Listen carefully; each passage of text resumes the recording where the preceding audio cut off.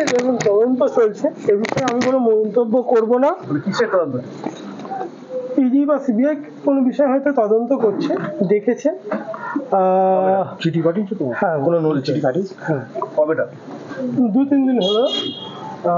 আমরা বলেছি, চিঠি দিয়েছি, উনি যেতে পারবে না, অসুস্থ, তবে সব রকমভাবে সহযোগিতা করব।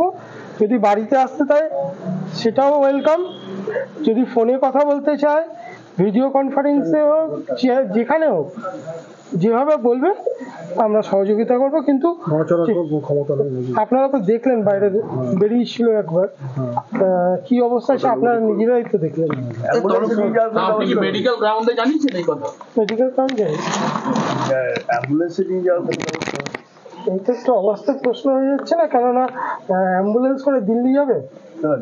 কলকাতার যদি যেটা বলবে তারপর দেখা যাবে।